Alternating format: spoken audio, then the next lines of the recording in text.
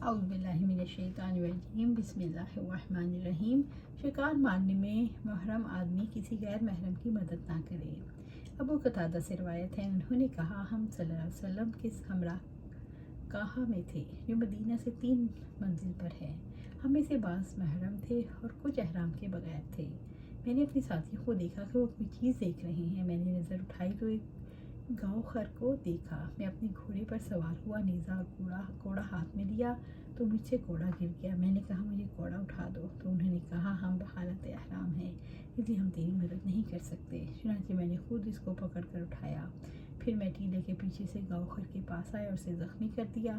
جب میں اسے لے کر اپنے ساتھیوں کے پاس آیا تو ان میں سے کچھ نے کہا اسے تناول کرو، جبکہ بعض کہنے لگے اسے نہ کھاؤ۔ اس لیے جب نبی صلی اللہ علیہ وسلم کی خدمت میں حاضر ہوا، جبکہ آپ ہم میں سے کچھ آگے تھے، میں نے آپ سے دریافت کیا تو آپ نے فرمایا کھاؤ، یہ حلال ہے۔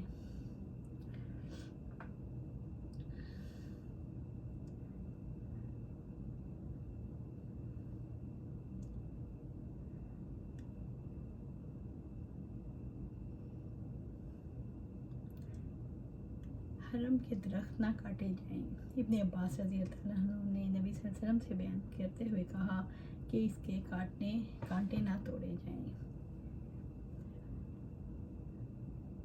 ابو شریع ادوی رضی اللہ عنہ سے روایت ہے کہ انہوں نے عمر بن سعید سے کہا جبکہ وہ مکہ مکرمہ کی طرف لشکر بھیج رہے تھے، اے امیر، اگر مجھے اجازت ہو تو میں تمہیں ایک بات کی خبر دوں جسے آپ صلی اللہ علیہ وسلم نے فتح مکہ کے اگلے دن بیان فرمایا۔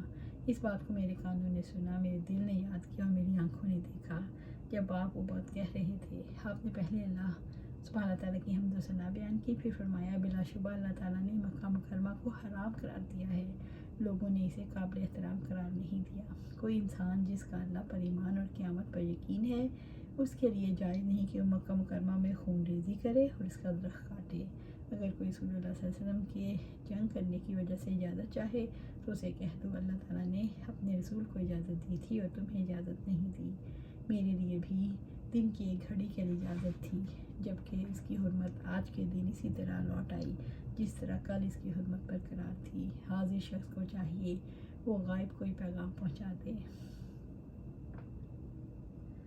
حرم کا شکار خوفزدہ نہ کیا جائے۔ ابن عباس رضی اللہ عنہ سے روایت ہے کہ نبی صلی اللہ علیہ وسلم نے فرمایا اللہ تعالیٰ نے مکہ کو قابل احترام قرار دیا، یہ مجھ سے پہلے کسی کے لیے حلال نہیں تھا اور نہ میرے بعد ہی کسی کے لیے حلال ہوگا۔